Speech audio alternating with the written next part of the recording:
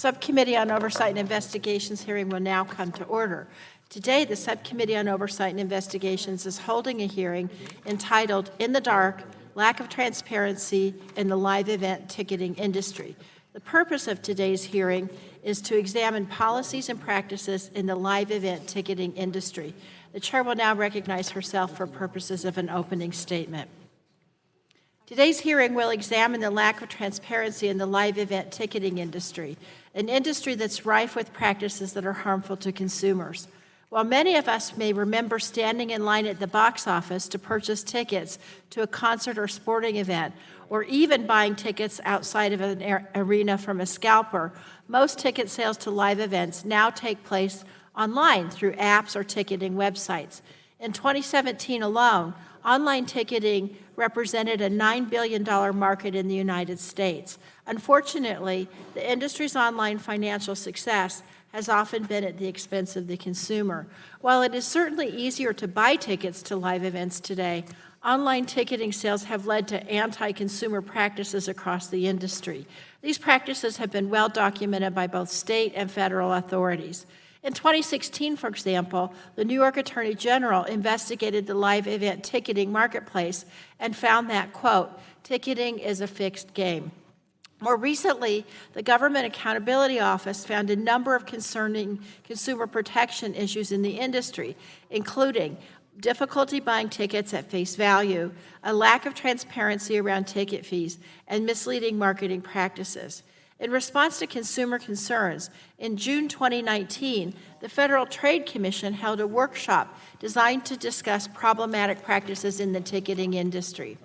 As a part of that effort, consumer groups raised a host of consumer protection issues in the online marketplace to the FTC, including practices that misled consumers about ticket prices or availability, the prevalence of certain ticketing websites that may confuse consumers about the entity from which they are purchasing tickets, and restrictions that limit a consumer's ability to transfer tickets. On the heels of these investigations and the FTC workshop last November, the committee continued its effort in examining the ticketing industry by sending bipartisan letters to 6 ticketing companies that make up a diverse cross-section of the industry. The committee's letter inquired into a range of issues that impact consumers. The company's responses and the committee's investigation validated our concerns that consumers face a number of disturbing practices when trying to buy tickets online. Today's hearing will give us the opportunity to hear directly from companies about these practices and what can be done. In particular, we will focus on 5 key findings today. First, consumers attempting to buy tickets online continue to be confronted by high hidden fees. These fees are often not disclosed until the end of the transaction, which may mislead consumers about the total cost of the ticket and frustrate their ability to accurately compare prices. Today, I want the companies who engage in this practice to explain why they wait until the very end of the buying process to pile on fees instead of providing the total cost up front, which is known as all-in pricing. Second, companies that place restrictions on consumers from transferring purchase tickets to another individual may be limiting choice for consumers and driving up prices. I want to know why certain companies seem to be making it harder to transfer or to resell a ticket that he has already purchased, and whether this practice is stifling the market and harming consumers. I also want to know if the practice really prevents fraud or if it's just an excuse to limit consumer choice. Third, consumers appear to be impacted by a lack of transparency relating to ticket availability. Consumers may be unaware that only a limited number of seats frequently could be available by the time tickets go on sale to the general public. For example, the New York Attorney General's investigation found that a majority of tickets for the most popular concerts were reserved for industry insiders or pre-sale events. I want to know how often this occurs, why it's occurring, and why some companies in the primary market are reluctant to let consumers know about the actual number of tickets available at the time of general sale. The final 2 findings relate to white label websites and the selling of speculative tickets. White label websites may employ deceptive marketing practices to make consumers believe they are purchasing tickets from an official website when truly they are not. A speculative ticket refers to instances in which a seller offers a ticket for sale on a retail sale exchange before the seller has the ticket in hand. I want to know how prevalent these practices are, how they impact consumers, and whether the industry believes we should limit them. As you can see, there's a lot to discuss today. It's clear that many of these practices place consumers at a disadvantage when buying tickets. I look forward to discussing how we can put the consumer first as we look towards finding solutions to make the industry much more transparent. And with that, I'll yield back, and I'll recognize the ranking member, Mr. Guthrie from Kentucky, for 5 minutes. Thank you very much. Thank you, Chair DeGette, for holding this hearing. Many Americans have very fond memories of their first concert, their first football or baseball game. I know I do. I remember my first concert when I was 11 years old. I got to see Elvis. And I think what I remember about more than anything was the effort to get tickets to see Elvis. My uncle had a dental office right next to the facility, and they rotated people going to wait in long lines. And as they kept adding shows, we kept getting opportunities to see Elvis, so I had the chance to do that. But it's completely changed now, and I know as we have everlasting memories of these concerts, purchasing tickets for live events can be a difficult process for consumers. And whether it's extra fees, transferability of tickets, deceptive white label websites, or speculative tickets, all of these issues can negatively impact the consumer experience. This is why we wrote a bipartisan letter to 6 companies in November asking them about their policies and practices as it relates to live event ticketing. Some of these issues create minor annoyances or inconveniences, such as not being able to see the total cost of the ticket with taxes and fees until the end of the purchase flow. But other issues can create major inconveniences of financial loss for consumers, such as being denied entry into an event they potentially traveled a long distance to attend, because unbeknownst to them, it turns out the ticket they bought was not valid. The Federal Trade Commission and states' attorneys general are the cops on the beat when it comes to overseeing this industry.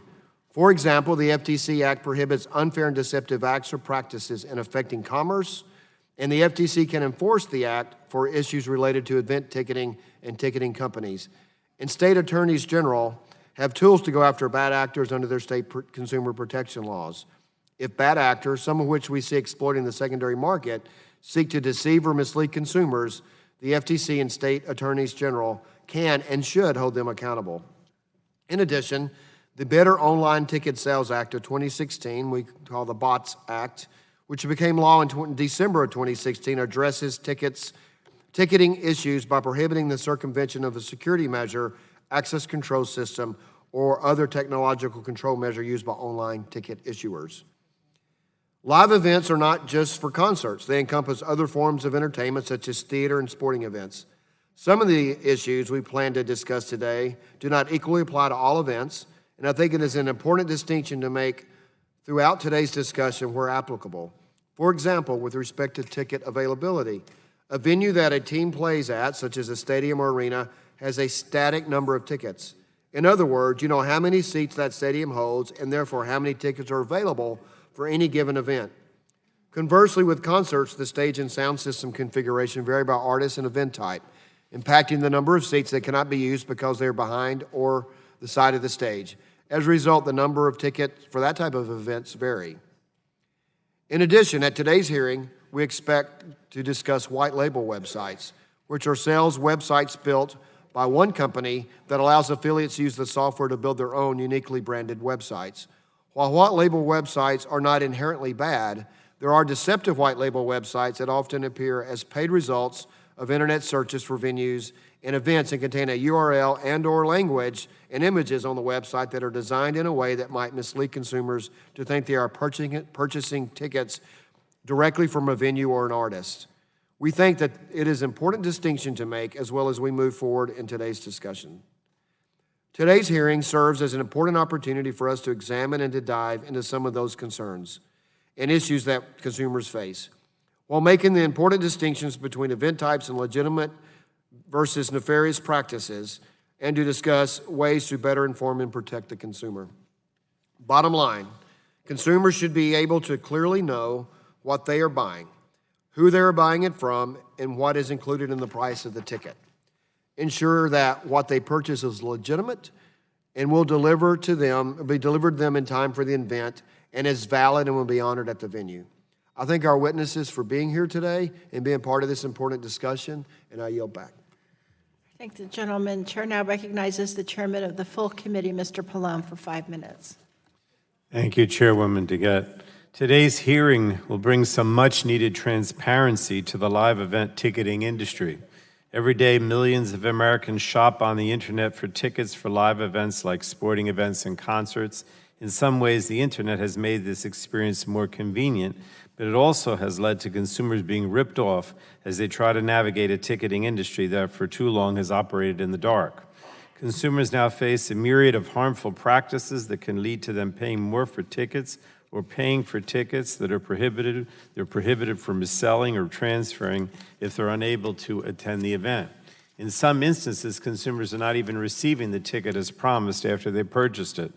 This hearing is meant not only to better understand the many challenges consumers face in the ticketing marketplace, but to also identify steps to protect consumers from being ripped off. This committee has taken action in recent years to improve the ticket buying experience for consumers. In 2016, the committee and the House passed H.R. 5104, the Better Online Ticket Sales Act of 2018, or the BOTS Act. This legislation was signed into law later that year. It cracks down on the use of computer programs that instantly buy up large quantities of tickets before real people can buy them, so they can later be resold at higher prices. Also in 2016, we asked the Government Accountability Office to investigate consumer protection issues in the live ticketing marketplace so that we could better understand the problem. And GAO's investigation underscored a host of challenges that consumers face when trying to buy tickets online. For example, they found that websites often fail to display or disclose all the fees up front, so that the total cost of a ticket can only be known at checkout. This makes it difficult for consumers to compare prices with other sites. GAO also found that professional resellers have a competitive advantage over the typical consumer attempting to buy tickets on the primary market. This can force consumers to the secondary market, where they may face significant price increases. GAO also found that consumers can face deceptive marketing practices, including websites that may look similar to that of an official venue, but instead often resell tickets for marked up prices. And these are all troubling examples of how consumers are being taken advantage of when they're just trying to purchase a ticket for a live event. It was these continuing concerns that led the committee last year to launch a bipartisan investigation into the industry. And our investigation found that the live events ticketing industry is still engaging in a number of anti-consumer practices. Consumers still experience hidden fees, restrictions on transferring a ticket to someone else, and deceptive and misleading websites. It's clear that the ticketing marketplace needs reform in order to ensure the market is transparent, fair, and working for consumers. In order to help correct some of the problems that still persist in the industry, last year I joined Representative Pascrell in sponsoring the BOSS Act. This legislation would provide much-needed transparency and regulation to help level the playing field for consumers. In the meantime, we need answers to several important questions today. We need to know what's going on what it will take really for ticket sellers to list the total all-in price of the tickets up front on their platforms. We need to know why primary market sellers refuse to inform consumers about how many tickets are actually on sale to the general public. And it's time the industry is transparent with consumers about how many tickets are being held back for industry insiders, reserved for pre-sales, or placed directly on the secondary market at a higher price. We also need to know what additional disclosures are needed to protect consumers from potential deception or outright fraud by white label websites and the sale of speculative tickets. And finally, we need to know why hurdles and restrictions continue to be put in place for those looking to transfer tickets. So it's time we finally bring transparency to this marketplace so that we can protect consumers, which of course is always our primary goal. And unless somebody else wants my time, I'm going to yield back, Madam Chair. Thank you. Gentleman yields back. Chair now recognizes the ranking member of the full committee, Mr. Walden, for 5 minutes. Good morning, Madam Chair, and welcome to all our witnesses and guests. Thank you all for being here. As Ranking Member Guthrie mentioned, purchasing tickets to a live event is something we can all relate to. I didn't know he was 11 when he saw Elvis, though. That's, yeah, wow, you're old. Live entertainment, whether it's Whether it's a concert, a theater event, or a sporting event can lead to once-in-a-lifetime experiences that create lasting memories. However, a lack of transparency or deceptive acts and or fraud in the industry can cause a lot of frustration, to say the least, in some cases financial harm to consumers. Some of these issues include deceptive white label websites, you've heard about that, speculative tickets, fraudulent tickets, to name just a few. I look forward to hearing what the 6 companies before us today are doing about that, and what you're doing to combat some of these issues, protect consumers, and ensure consumer satisfaction. As Mr. Guthrie mentioned, it's important we keep in mind distinctions with ticket availability issues, different types of white label websites, and more.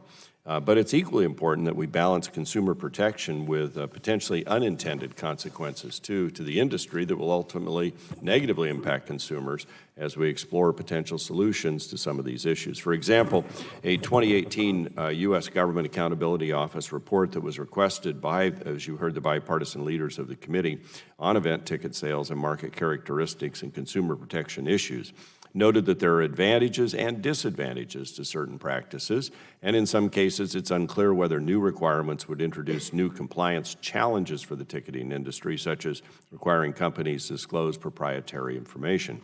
Therefore, it's important that this subcommittee gathers all the information necessary and facts before determining what the potential solutions may be to further enhance consumer protection within the industry. Furthermore, the Better Online Ticket Sales Act of 2016, known as the BOTS Act, was signed into law in 2016, yet neither the Federal Trade Commission nor the states have taken enforcement action under this statute to date. In addition, the issues outlined in the committee's bipartisan letter sent to the 6 companies in November, it would be helpful to hear from you all before us today whether you see bots as an issue in the industry now, and how, if at all, it is harmful to consumers, so the issue of the bots. I understand bad actors utilizing bots to game our system may be beyond our borders. That does not mean they are beyond our reach. I'm proud of this committee's leadership on extending the U.S. Safe Web Act that reaffirms the FTC's ability to hold foreign bad actors accountable. As with many problems, there's no easy fix, and that's probably true with this as well. This committee should work with the FTC, the Federal Trade Commission, as part of our investigation to figure out how we can address not only this bots issue, but also other ticket issues that present concrete harms to consumers. The most important thing to keep in mind across the issues that will be discussed today is the need for transparency and appropriate disclosures to consumers. And if there's adequate transparency, consumers will then have the necessary information they need in order to make an informed decision about whether or not they want to purchase a live event ticket, who they want to purchase the ticket from, and what kind of ticket they want to purchase, and what the breakdown is for the total cost of the ticket, including taxes and fees. For example, if a consumer knows that a ticket's dynamically priced and knows what it means for a ticket to be dynamically priced, it should then be left to the consumer to decide whether or not they want to purchase a dynamically priced ticket. In addition, the limits placed on a ticket that designate whether the ticket's transferable or not should be clearly disclosed to consumers before the consumer purchases the ticket, so that consumer understands the limitations placed on the ticket to help avoid possible frustration and financial loss down the road. So again, I want to thank you all for being here today, testifying before the Oversight and Investigation Subcommittee. I look forward to listening to your testimony and working with my colleagues here on the committee on both sides to ensure that we make fully informed decisions that enhance consumer protections. That, Madam Chair, I would yield back the balance of my time. Gentleman yields back, and that concludes the opening statements. I ask unanimous consent that members' written opening statements be made a part of the record. That objection is so ordered. I now want to introduce our witnesses for today's hearing, and I want to thank all of you for coming today. Ms. Amy Howe, who's the President and Chief Operating Officer, Ticketmaster. Mr. Brian Perez, who's the Chief Executive Officer, Access. Ms. Stephanie Burns, Vice President and General Counsel, StubHub. Mr. Ryan Fitz, Vice President, Legal Affairs, Vivid Seats. Mr. Don Vaccaro, Founder and Chief Executive, Ticket Network. And Mr. Joe Chody, President and Chief Executive Officer, Tickets.com. Again, thanks to all of you. And I know all of you are aware the committee's holding an investigative hearing, and when doing so, we have the practice of taking our testimony under oath. Does anyone object to testifying under oath today? Let the record reflect the witnesses have responded no. The chair then advises you that under the rules of the House and the rules of the committee, you are entitled to be accompanied by counsel. Does any of you desire to be accompanied by counsel today? Let the record reflect that the witnesses have responded no. So if you would please rise and raise your right hand so you may be sworn in. Do you swear the testimony that you're about to give is the truth, the whole truth, and nothing but the truth? You may be seated. Let the record reflect the witnesses responded affirmatively, and you're now under oath and subject to the penalty set forth in Title 18, Section 1001 of the U.S. Code. The chair now recognizes our witnesses for a 5-minute summary of each of their written statements. In front of you is a microphone, a timer, and a series of lights.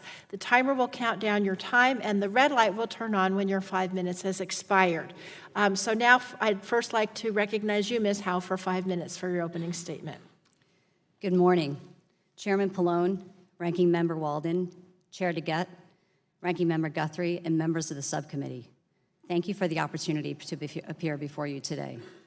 My name is Amy Howe, and I'm the President and Chief Operating Officer of Ticketmaster North America. As a leader in the live event ticketing industry, we share your interest in improving the ticketing ecosystem to better protect consumers.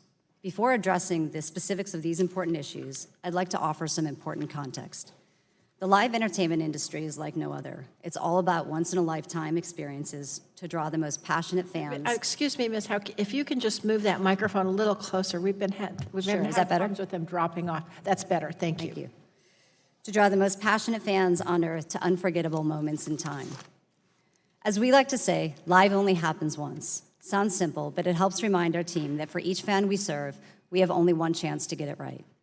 We want the fan experience to be memorable and, importantly, simple, safe, and transparent. We do our best every day to deliver on this promise and keep Ticketmaster free from the unethical and illegal activities that hurt consumers. The greatest challenge is simply supply and demand. Even in the world's biggest venues, events have limited capacity. This imbalance naturally causes disappointment for fans who are unable to get tickets and, unfortunately, opportunity for bad actors to prosper. We invest millions of dollars annually toward protecting our platforms so fans, clients, and brokers can avoid issues created by bad actors and engage within a legitimate, reliable ticketing marketplace. Unfortunately, there will be always those who want to cheat the system, take advantage of fans, and give our industry a bad name. The committee has rightly called out many of these tactics: deceptive websites, speculative tickets, bots, and lack of transparency, amongst others. When we received the committee's November inquiry, we saw that we have many of the same concerns.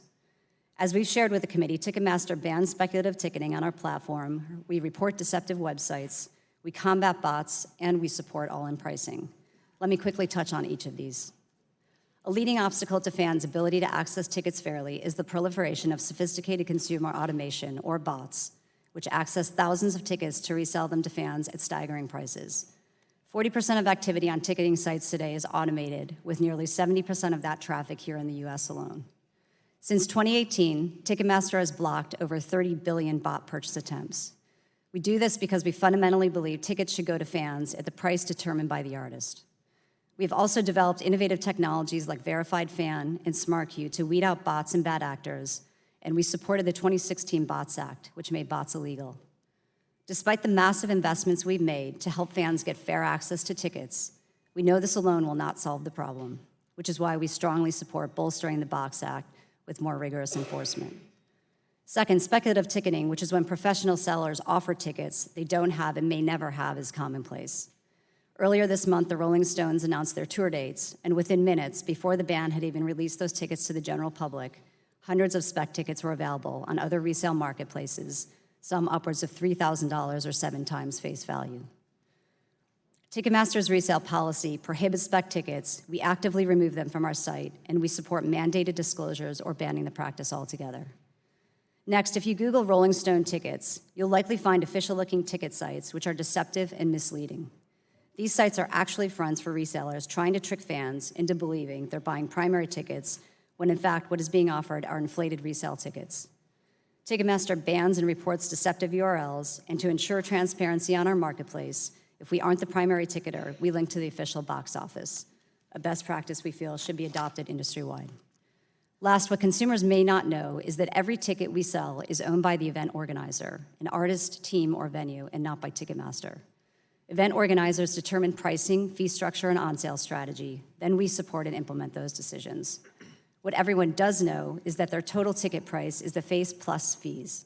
But that total should be disclosed from the outset, not at the end of the purchase process, which is why we support legislative mandating industry-wide all-in pricing and believe that there should be robust enforcement of this requirement. As a leader of our company, I work alongside more than 3,000 dedicated employees who work tirelessly every day to provide a safe, reliable, and transparent experience for our fans. And this is why we are here today, to share our approach and challenges, to hear your perspective, and to work together to identify legislative and regulatory solutions to improve the ticketing ecosystem. I truly appreciate the opportunity to discuss these important issues and look forward to answering your questions. Thank you. Thank you, Ms. Howe. I'm now pleased to recognize Mr. Perez for 5 minutes. Mr. Perez.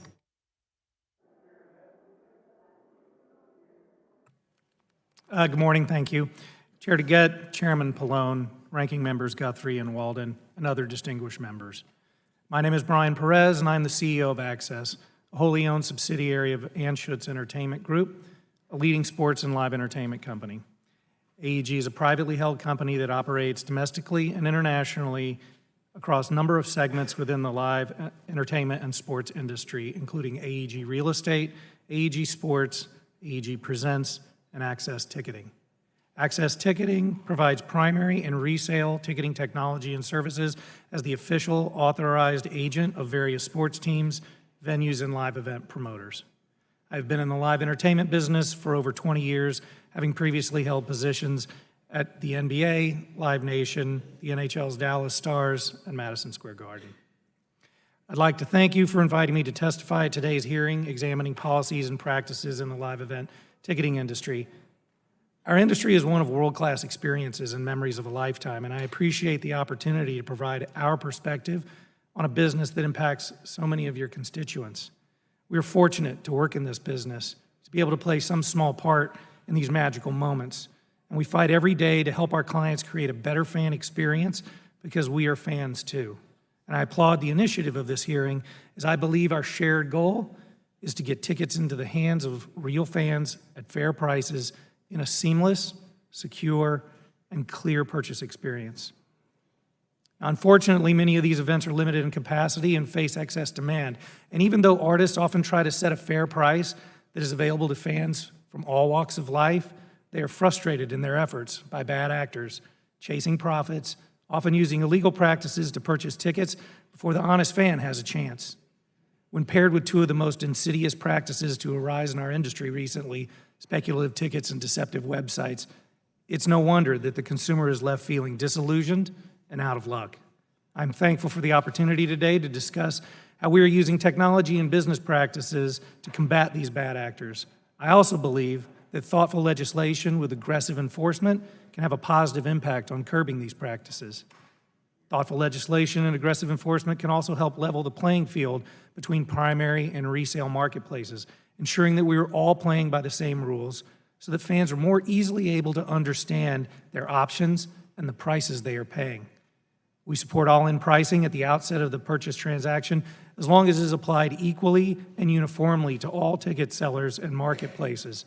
As we have seen, if there is any wiggle room, bad actors will find a way to exploit it against the innocent consumer in the name of profiteering. Once again, thank you for the opportunity to testify before the committee today and for your assistance in helping fans attend events at a fair price and in a fair manner. I look forward to answering your questions.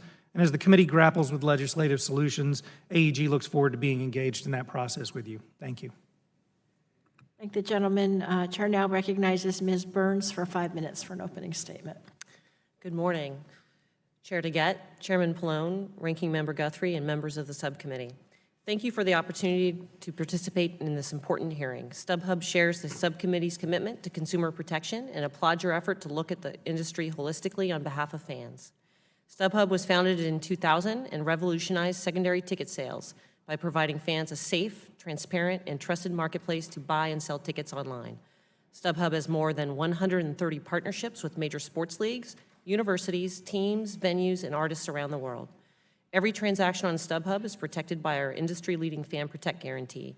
In those rare instances when there is something wrong with a ticket purchased on StubHub, we will provide a comparable or better replacement ticket, or in the limited instances where that is not possible, we provide a full refund inclusive of fees. StubHub's Fan Protect guarantee is the hallmark of our business and is why we have earned the trust of fans. Our mission is to connect fans to the joy of live events. A fair, secure, and competitive ticket marketplace is in the best interest of fans. In recent years, our mission has been complicated by anti-competitive and anti-consumer practices. Many of these issues were identified by the committee during its investigation. I'll touch on 3 of these issues today, including transferability, transparency, and deceptive URLs. First, and most importantly for consumers, is transferability. Fans should always have the option to purchase a freely transferable ticket at the initial point of sale. Primary ticket issuers are using terms and conditions and technology to place downstream restrictions on the tickets that fans have rightfully purchased. With ticket restrictions, ticket issuers can single-handedly eliminate consumer choice and foreclose competition. For over 3 decades, Ticketmaster has been the dominant primary ticket issuer, accounting for approximately 80% of tickets sold. What you may not realize is that Ticketmaster is also a prominent secondary ticket resale platform. Ticketmaster is increasingly using its dominance in primary ticketing to extend its dominance to secondary ticket sales, which harms consumers. Here's how. Through its SafeTix technology, Ticketmaster is able to disable ticket transferability completely or limit transferability solely to its proprietary platforms. Ticketmaster is using this technology to force consumers who purchase resale tickets on competing sites to complete the transaction within their own app. This means that consumers who elect to buy tickets on StubHub are forced to register with Ticketmaster, download the Ticketmaster app, and provide their personal data to Ticketmaster to receive their tickets. This practice is a blatant data grab. It has been reported that Ticketmaster will apply SafeTix technology to all of its ticket sales by 2021. This is why Congress must act now. Secondly, transparency. Bots are often blamed as the reason why fans have difficulty accessing tickets. Thankfully, Congress addressed this issue in the 2016 Bots Act. StubHub proudly supported this effort. Bots are not the only reason why fans have difficulty accessing tickets. In fact, large percentages of tickets are never made available to sale to the general public. According to a report by the New York Attorney General's office in 2016, an average of 54% of tickets are held back for events. The average number of tickets made available to the public falls to 25% for top concerts and was noted to be as low as 12% for one concert at Madison Square Garden. In some instances, tickets are held back from the initial on sale, gradually released, and often dynamically priced to reflect the current market rate, which may be higher than the original on sale. Consumers deserve to know that ticket issuers are manipulating the release of ticket supply, resulting in higher prices. Lastly, deceptive URLs. When you buy a ticket through StubHub, you buy it on StubHub.com. StubHub does not own or operate deceptive URLs, also known as white label sites. White labels are deceptive because they mislead consumers into believing they are affiliated with the venue, artist, or team, when they are not. StubHub encourages the committee to investigate the full list of harms associated with white label sites and stands ready to assist. StubHub is committed to partnering with policymakers and industry stakeholders to promote a safe, transparent, and competitive live event ticketing industry to benefit fans across the globe. Thank you again for the opportunity to testify today and for your consideration of our comments. I look forward to answering any questions you may have. Thank you, Ms. Burns. Chair is now pleased to recognize Mr. Fitz for 5 minutes. Good morning. Chair DeGette, Ranking Member Guthrie, members of the committee. Thank you for the opportunity to appear today on behalf of Vivid Seats. Mr. Fitz, I'm also going to ask you to move the microphone close. Thanks. Those of us fortunate enough to work at Vivid Seats aren't just employees, we're fans as well. And the fan experience is at the center of everything we do. We are committed to working with you to foster innovation, promote competition, and protect fans in the ticket marketplace. That is why we are pleased to announce our support for proposals that would prohibit undisclosed speculative ticket sales, prohibit deceptive marketing practices by white label websites, require upfront all-in pricing on a level playing field. And significantly, we believe that the cornerstone of any congressional action in this industry must focus on protecting fans' rights to buy and sell tickets when, where, and how they wish. This essential fan protection, known as transferability, has already been enacted by Colorado and by other states, and no state has taken this right away. Importantly, it is opposed only by primary ticket sellers with market power who are trying to tighten their grip on tickets by restricting transferability, which would leave fans with fewer choices and higher prices. The ticketing marketplace today is a tale of two channels: a resale channel that has seen vibrant competition and progress, and a primary channel that is not. Vivid Seats operates in the resale channel, and I would like to take just a minute to note how far we have come. As I'm sure many of you will remember, the resale market looked very different before Vivid Seats and companies like it came on the scene. Back then, fans who were not fortunate enough to get a ticket through the primary seller had no safe and convenient way to obtain tickets, and fans who had tickets but could not use them had no safe and convenient way to sell them. Many fans had to resort to unsecured channels like unverified internet listings or back alley sales, where counterfeit tickets were all too common. I remember back in the 90s trying to buy Cubs tickets on a street corner, never able to compare choices and always worried I was being sold a fake ticket. Vivid Seats was created to solve this problem. Today, if fans want to buy tickets at the last minute for an event that's otherwise sold out, our platform allows them to do so. If fans have tickets that they cannot use, maybe something came up at work or a sudden illness, fans can sell those tickets on our platform and recover their costs. And every ticket sold on our platform is covered with a 100% industry-leading buyer guarantee. We promise a valid ticket delivered on time and as described, or your money back. If a fan has any questions or encounters any issues, we'll quickly provide a response from our 300-person call center that typically connects fans with live support in less than a minute. We're very proud that Newsweek recently named us to its list of America's best companies for customer service, ranking us #1 in the ticketing industry. And we're also proud to have been chosen as the official partner for a host of well-known teams and brands, including ESPN, the University of Colorado, the LA Clippers, the Chicago Bears, and many more.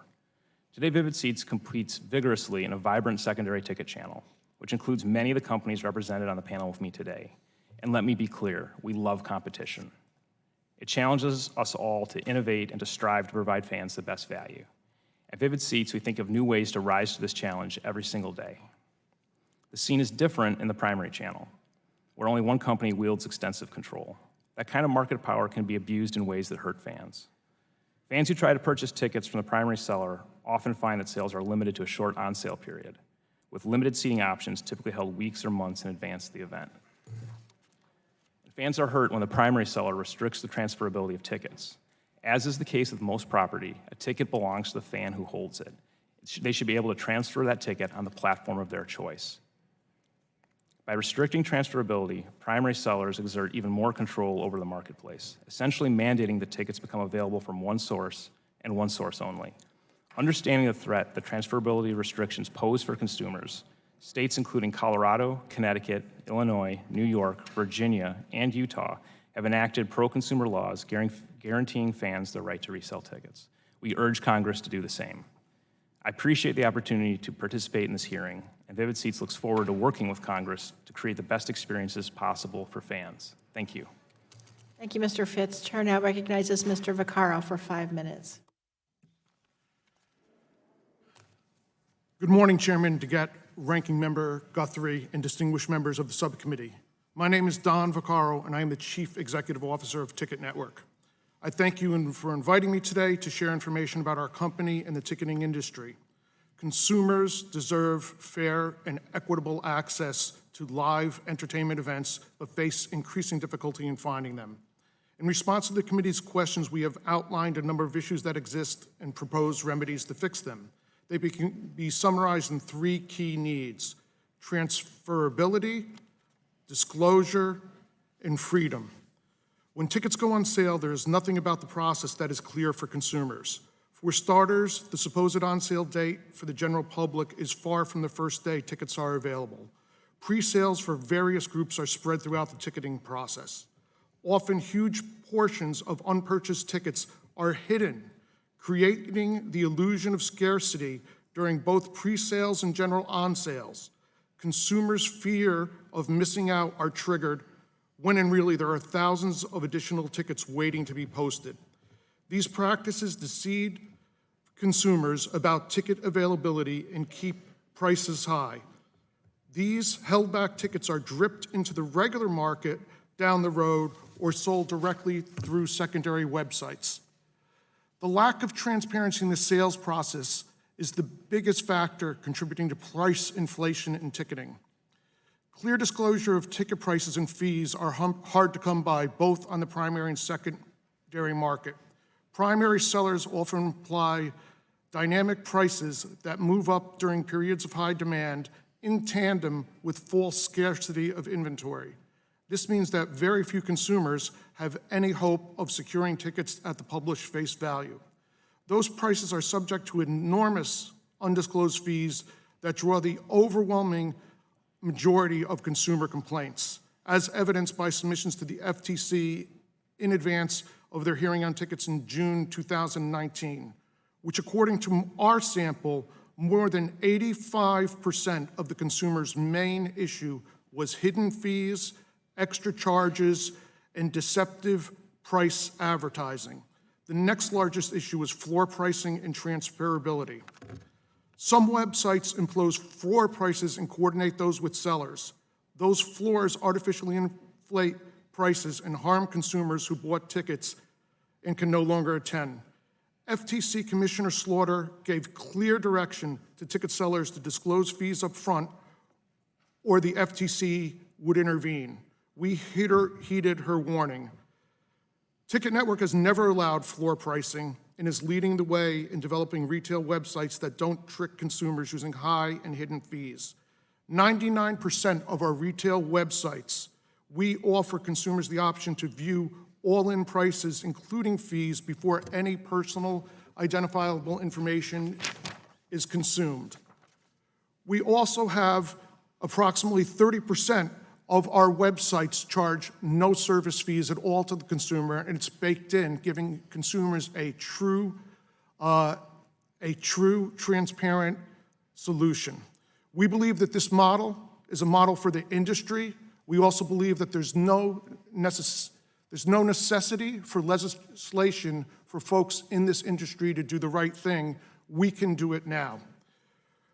But perhaps the most egregious consumer abuse are systems that restrict the availability for consumers to transfer and resell tickets while simultaneously harvesting an enormous amount of consumer data to sell to marketers and suppressing the ability of some classes of consumer from even participating in the process. In summary, there's several common sense measures that can vastly improve the customer experience: transferability, transparency, disclosure are the keys, rather than the ever-increasing concentration of market power in this industry in the hands of a few bad actors. Thankfully, there's a proposed solution out there, the BOSS Act from Representative Pallone, Pascrell, and Senator Blumenthal. On balance, it protects composition and takes vital steps for a more consumer-friendly experience. And that's something we're striving for. And just to echo, it's all about the consumers, hopefully. It's not about us. It's what's best for the consumers that's going to make this industry better. Thank you. Thank you, Mr. Vaccaro. Now the chair recognizes Mr. Chody for 5 minutes. Good morning, Madam Chair and distinguished members of the committee. My name is Joe Chody, and I'm the Chief Executive Officer and President of Tickets.com. I appreciate the opportunity to participate in today's hearing and contribute to the committee's efforts to improve the transparency and ensure fairness for our consumers and live event ticketing industry. Tickets.com is a technology company whose core product is the primary ticketing platform known as ProVenue. ProVenue serves as the core of a comprehensive suite of products and services that are utilized by over 250 United States client organizations to sell primary tickets, their primary tickets, on their own brand, in their own box office, and through online measures. While client organizations solely establish the policies and practices for a ticket sold through ProVenue, Tickets.com provides an array of technological features and functionality that allows venues to create events, establish ticket quantities, create and adjust pricing, list availability, and establish and display fees, all designed to enhance the patron's live event ticketing experiences that can be utilized to address consumer protection concerns identified at this morning's committee. Tickets.com is constantly striving to improve and innovate patrons live event ticketing experiences. We look forward to working with the committee towards our mutual goals. Hopefully today's panel can be a step forward in that direction. I thank you for the opportunity to testify, and I look forward to your questions later on this morning. Thank the gentleman. It's now time for members to ask you questions, and the chair will recognize herself for 5 minutes. Ms. Burns, the 2016 New York Attorney General report that you referenced in your testimony found that the industry's use of holdbacks and presales restrict consumers' access to tickets. In fact, for some popular concerts, an average of 54% of tickets were held back for industry insiders, fan clubs, credit card presales, artists, and other sources. Very briefly, how prevalent are those holdbacks in the ticketing industry, and why should consumers care about them? Well, the holdbacks are an issue in our industry because it limits supply. Right. How prevalent are they? They're prevalent. Just in terms of how prevalent, I couldn't give you a figure, but they're incredibly prevalent. It's a common practice of primary ticket issuers. But it's an issue for consumers because it limits supply. Right. Right? And when you have limited supply, and you have, especially for events that are high in demand, it creates a false sense of scarcity, and over time, as those tickets are trickled out, can result in higher prices for fans than if they were originally offered just all at once. It also limits access to fans who, you want to purchase those tickets. And the lack of transparency is just, an issue in the industry in general. Thank you. Ms. Howe, from your perspective, how many of the concerts that or the events that you sell do you have the holdbacks in the range of 54%, that type of range? Thank you for the question, Chair DeGette. Let me clarify some misconception. I want to try to tease apart holds from pre-sales for a minute. True holds, which are effectively tickets that the artist is holding back for friends and family, VIP, and in some cases promotions, are single digits. There's no incentive for the artist to want to hold that inventory back when they're going on sale and 90% of their marketing dollars are being spent at the on sale. They want to get that inventory out there. So you just don't agree with what the I New York fundamentally, I don't agree. Okay. Respectfully disagree. I want to go back to you, Ms. Burns, because you talked about ticket transferability, and what you said in your written testimony is arguments in support of transfer restrictions was a smokescreen. Can you tell me why that you hold that, why that's your perspective? Yes. So I believe what you may be referring to is the argument of fraud being used as a justification for limits on transferability. We believe that's a smokescreen because if you look at the incidence of fraud, it's actually quite low in the ticketing industry, especially as we move towards mobile ticketing.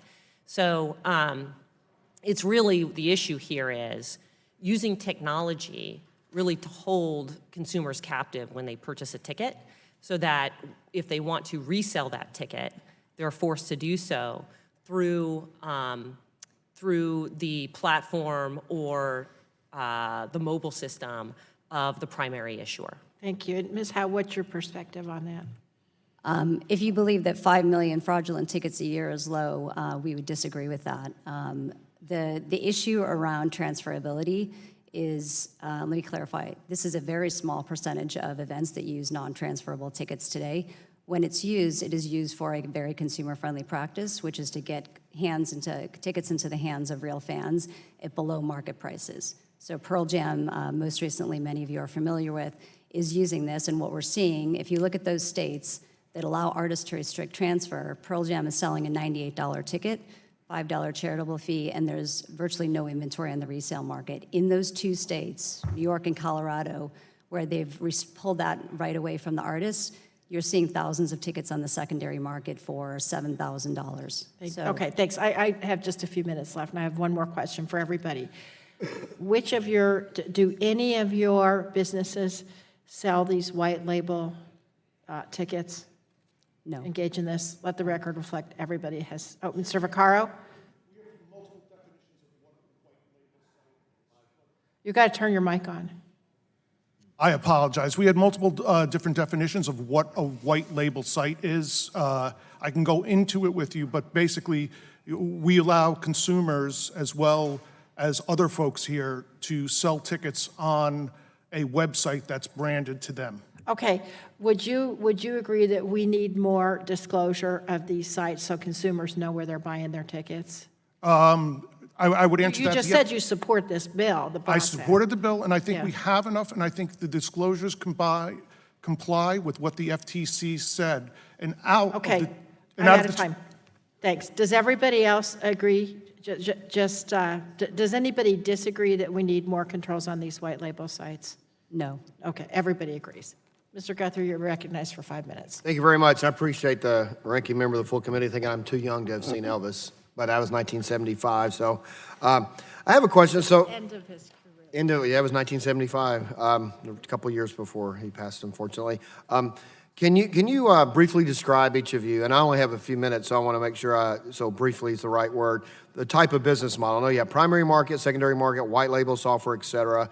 What type of market you guys operate in, and if any affiliates operate as the marketplace? I know Ticketmaster's in this category. I don't know if the others, I tell Mr. Chody might be, that you have a primary and secondary, and if you do, how those interact with each other. So, Ms. Howe? Correct. Thank you for the question. We have a primary market. The business model is we compete for the exclusive rights to ticket a venue, and the fees, which are shared and split with the venue, go to providing an important service, which is protecting our consumers in the marketplace and making sure we can get them in safely. We also compete in the secondary market. We are number 3 player, so we have a much smaller share of the secondary market. And we got into that because we thought it was important for us to be able to provide a safe and transparent way for consumers to buy all tickets, both primary and secondary. Okay, Mr. Perez?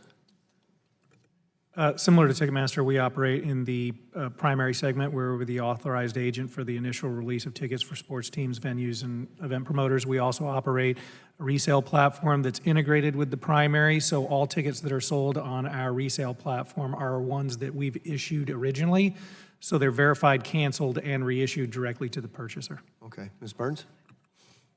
We are at our core a marketplace, so a secondary ticketing marketplace.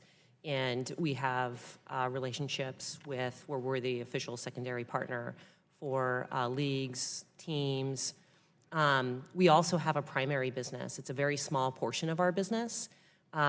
We've experienced challenges with trying to break into primary ticketing when we're up against a competitor that has an 80% market share. Okay, Mr. Fitz? We operate a resale marketplace called vividseats.com where buyers and sellers are put together to buy for tickets. We offer a wide variety, and people can compete on prices and understand what the full amount of inventory available on resource is. We also offer a technology solution called Ticket Fulfillment Services, which sells fulfillment solutions to companies that want to provide tickets to their consumers, such as Capital One, such as Groupon, American Airlines, and Caesars Entertainment. Okay. That also... Thanks. So, Mr. Vercar, this will give you a chance to answer more of the question before, because none of that previously did the white label. So you were talking about how you have branded. White label has a lot of different definitions, doesn't necessarily mean bad. So if you have a chance to talk about your business practice in that area. If you turn the mic, I'm Thank sorry. you. For the armed forces, we have a website called armedforcestravel.com. So what we do is we power that engine, which is owned by the government, to give military members tickets with no service charges and no shipping fees, okay? So we're the official provider for them. We provide them that website. I was hearing about the other folks here, and anyone who wants a website, we will help them, or we would help them out with the back end, providing them fulfillment services for those websites. Each deal is different. Some people market their own websites. Some people we provide more functionality to and less. But, just to be clear, I think a lot of other folks here might be more involved in white label type websites than they're properly communicating. Okay, thank you. And Mr. Chody? We're a technology company that focuses on the primary market. We provide a solution for venues to create events, create configurations for those events, establish ticket quantities, adjust and modify pricing of tickets, list availability, and establish fees and how those fees are applied.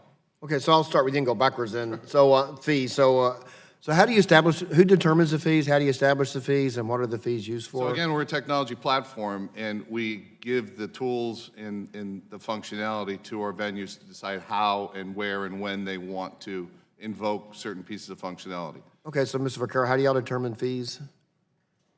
On the sites that we control, we determine fees by what the others in the marketplace are charging to match the fees and displays as close to them and get a return on investment for our marketing dollars. So all the money in fees basically goes to marketing. Okay, Mr. Fitz, I don't know if I have time to get all the way down, but we'll try.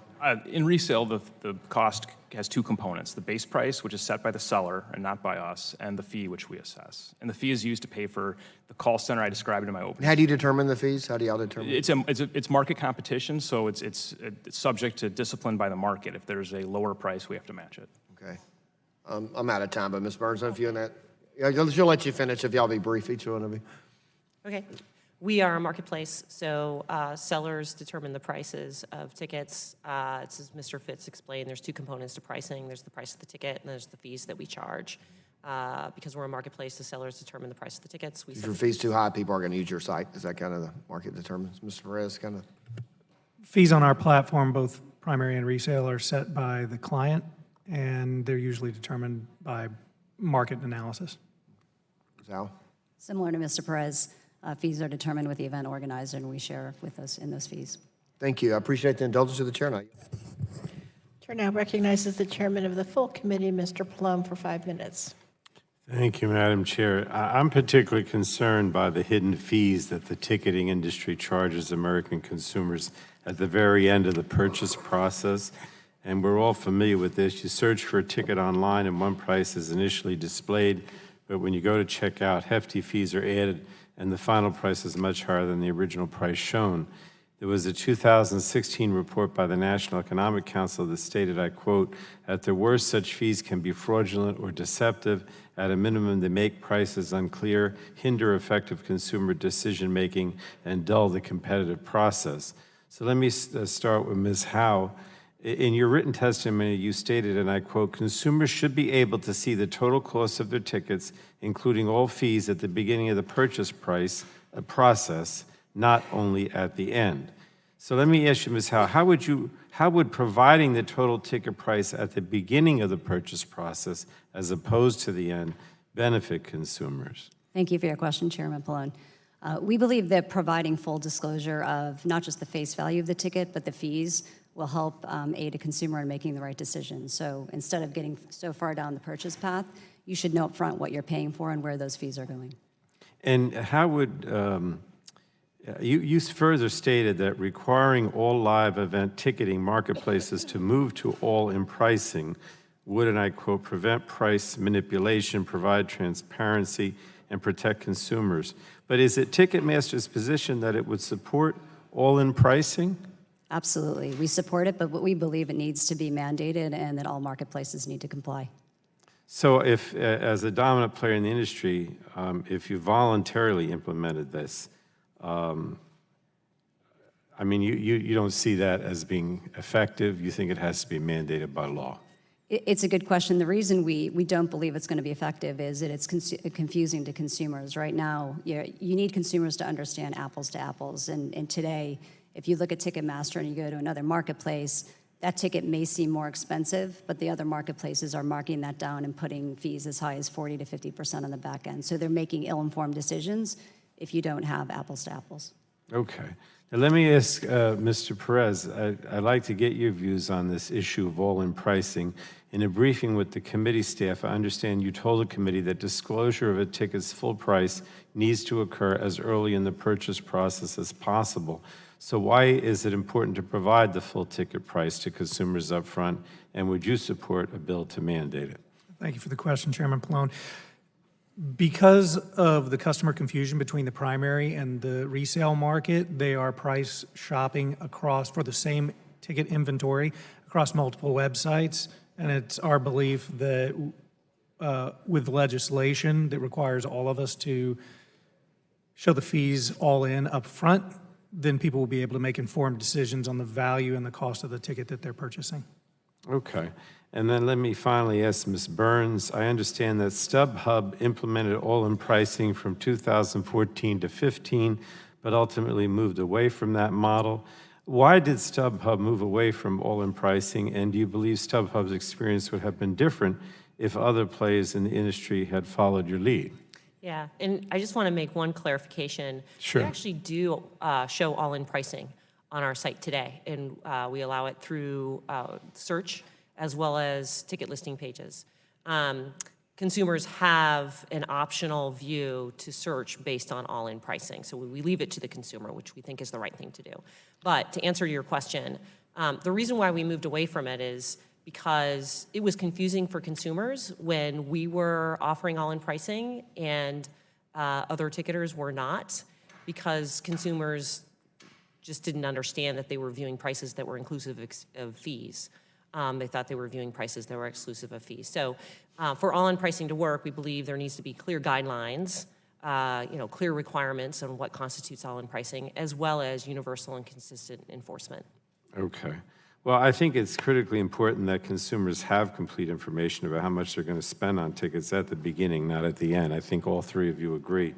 So going forward, I hope the industry will cooperate with us in our efforts to put the consumer first. And all of you said that you would support a mandate. And Ms. Burns, I appreciate your adding that we have to be specific about what that means, because I think that's important too. Thank you. Thank you, Madam Chair. Thank the gentleman. Chair now recognizes Mr. Walden for 5 minutes. Thank you, Madam Chair. I got a question for all the witnesses, and it is who makes the decision as to whether or not tickets are transferable? Sal, can we just start with you? And Sure, thank you for that question. The event organizer is making that decision, so it's the artist, the sports team, the Broadway producer. does everyone agree with that, Ms. Perez? In our experience, it's the artists themselves. It's not even the event organizer. We've never issued non-transferable tickets that weren't the direct request of an artist. All right, Ms. Burns, anybody disagree with this notion? I have a disagreement, actually. I think what's important in asking the question about transferability is the ticket transferable on any platform or transferable only within the platform of the primary issuer? I think there's a key distinction there. In the latter case, the primary issuer is actually making the choice to make that ticket non-transferable. Meaning if it can only be sold on that primary issuer's platform, then they are making the choice that it's non-transferable. How do you want to Can I respond to clarify that? Yeah, sure. That's not accurate. For a couple things. One is there are very few cases where transfer is restricted. We don't make that decision. We don't make that decision. There's only been a few since, and I just wanted to correct the record from the opening statement. SafeTix does not equal non-transferable tickets. So yes, we have invested in digital tickets, but we've invested in that because we want to shut down the fraudulent ticket market. It does have the capability to restrict transfer. It has only been used in a couple of situations, Pearl Jam most recently, which I mentioned earlier, and just on this Monday, we ticketed the Kobe Bryant Memorial Service. And his wishes were to make sure that his family's wishes were to get those tickets well below face market prices and do that in a way that didn't create a secondary market. All of that money went to charities. So there are situations where restricted transfer is great for the consumer, and it's great for the content owner. All right, anybody else want to weigh in? Yeah, I just interject that Connecticut has a very pro-consumer law, and it's the venue that ultimately has responsibility for the transfer of the ticket. So the venue is the bad actor if you can't transfer the ticket, not the promoter or anything. And Connecticut's law requires that you be able to transfer the ticket without giving any personally identifiable information to the venue to transfer the ticket, regardless if the venue is located in Connecticut or out of state. All right. Mr. Fitz, you want to weigh in on Yes, that? thank you. Transferability means competition, right? So marketplaces should have to compete with one another for that ticket on the resale marketplace. A ticket that's transferable means that different marketplaces can offer it and compete about services, compete over fees. The danger with Safe Ticket, which sounds like a nice product, but it has dangers that eventually that becomes a walled garden for only Ticketmaster to operate. And that's the danger here. And that's why we need the BOSS Act to protect transferability. Do any of you oppose electronic ticketing? This is a consumer, I kind of like that. The only thing I oppose is when you mandate it, For example, with the CCPA, it was mandated that, look, you need a mobile phone, you need an app. Right. People came out that it was disenfranchising for people who didn't have it. Plus, a lot of the primaries came out that they gathered so much information from you, including your gender or change in gender, and they sold that information to marketers to help you market that. They gave you IP addresses of your customers. It's very much a concern with the military members. They also put in devices on Now, those who is phones to doing track your this? location. Who is doing this? Both Access and Ticketmaster. Do you want to respond to So that? let me just clarify. Ticketmaster is not mandating the use of digital tickets. It's our Right. job to create the an option. technology. And let me give you some numbers. For the NFL, which was the first league to use SafeTix and digital ticketing at scale, there's some teams that have 95% digital tickets, and there's some that have 25%. That is a team decision. That's not a Ticketmaster decision. Okay. What about the information gathering and sale piece that he referenced? Sorry, can you? Everything from gender to IP addresses. I can supply you all the documentation. I gave it to your committee, your staff members. It was on their website. It all came apart because of the California Consumer Protection Act, Privacy Act, and they're saying, what information do you disclose? And the amount of information, if you want to transfer a ticket, is enormous. So you as a consumer, before you even buy a ticket, you pay a cost. If you want to do mobile only and non-transferable, you have to give them so much information that they in turn sell to market. I just want her to be able to have, and I'm out of time, but can you just? Sorry, that's not accurate. At least for Ticketmaster, I can't speak for other platforms. The only information you're providing is your name, your phone number, and your email address to be able to receive transfer. And we cannot do anything with that data. The only thing we can do is troubleshoot and fulfill that ticket. We can't market. So that's at least how we do it on our platform. Thank you for letting me answer, Madam Chair. Thanks. Gentlemen's time's expired. Chair now recognizes the chair of the Consumer Protection Subcommittee that will be considering the BOSS Act, Ms. Schakowsky. Thank you, Madam Chair. Consumers continue to be negatively affected by practices occurring in the ticketing marketplace, and many of the practices have been well documented. Some of you have mentioned some of the concerns and have gone on for quite a while. I just want to go down the road and ask each of you, just yes or no, do you believe that we need more legislation to adequately protect consumers? Ms. Howe, I'll begin with you. Absolutely, we do. Yes, we do. Yes. Yes, we do. Yes, or enforcement of the current laws. Without question. Or and? Or. Without question.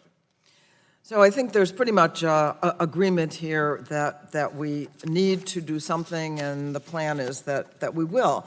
So now I want to hear firsthand from those in the industry about harms that impact consumers. Let me just ask, what do you believe are the most significant anti-consumer practices that are taking place in the industry? I don't have a lot of time, so again, I'd like to go down the road, beginning with you, Ms. Howe. Your company, Ticketmaster, is the largest primary seller of tickets. You begin. What do you think? We're concerned about bots. 30 billion bots blocked a year is preventing consumers from getting access. We're concerned with speculative ticketing, deceptive websites, and the lack of proper resale disclosures for consumers. Thank you. Mr. Paris. Bots, for sure, and deceptive websites and speculative ticketing. Ms. Burns. We think ticket transferability reigns supreme. So anything that disables ticket transferability or anything that limits ticket transferability to a specific platform, that's harmful to consumers because it limits choice. Thank you. Mr. Fitz. Ticket transferability is the key issue facing the industry today. That's why states like Colorado have passed laws requiring the tickets be transferable. It's necessary for the consumer to be able to compete, to be able to see others compete for that ticket. Thank you.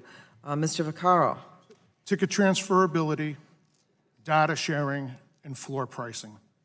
So you're the only one that has really raised the privacy issue, I think? I think there's a lot of consumers who aren't aware of what came out, and there were articles with it. A lot of reasons why the other folks don't raise it is some of the other folks, is part of their thing, they actively sell all that data. And contrary to what they said, I gave your staff the links. Okay. It says we market to this, we sell your gender. They put it right in there, your IP. I heard that before. Thank you. And- Okay, and okay. Mr. Choti? Bots, deceptive websites, in data sharing and utilization. Our model is different than most models in the marketplace today, where our client, our venue's data is their data, and we don't share that with any third party or ourselves. Great. I'm going to ask Ms. Howe and Ms. Burns, but others, if there's time, can respond. The FTC has a role to play or could play. And so I wanted to just ask you what the FTC has also held a workshop, and what you think that the Federal Trade Commission can do to protect consumers. Thank you for the question. Most important thing is to enforce the 2016 BOTS Act. It is an arms race. We invest a lot of money, but without stronger enforcement, it's going to be very difficult to fundamentally solve that problem. Ms. Burns? FTC. Yeah, I agree. With regard to the BOTS Act, which StubHub was a strong supporter of, that more can be done with enforcement, and believe that's in cooperation between Congress, the FTC, and DOJ. Also believe the FTC can do more to support maintain competition, healthy competition within ticketing, and has enforcement authority there as well. Okay, anybody else that wants to just briefly comment on the role of the regulator, the Federal Trade Commissioner, Mr. Fitz? If I may, the FTC should also be concerned about holdbacks and that practice, and they should take a look at that perhaps, but also transferability and the ways that tickets are exchanged between exchanges. Thank you. Just adding to that, I would say that Commissioner Slaughter from the FTC made one mandate. She either said, people in this industry, either you fix the hidden prices or the FTC will find a solution for you. That was the main mandate. I think we did it. I believe that StubHub did it with the toggle. So now we have some players, other ones haven't. Thank you. My time is up, and I yield back. Thank you. Thank the gentlelady. Chair now recognizes Mr. Burgess for 5 minutes. Thank you. And I actually want to go back to something that Ranking Member Walden was talking about, and that is the issue on the issuing of digital tickets and moving to all digital tickets.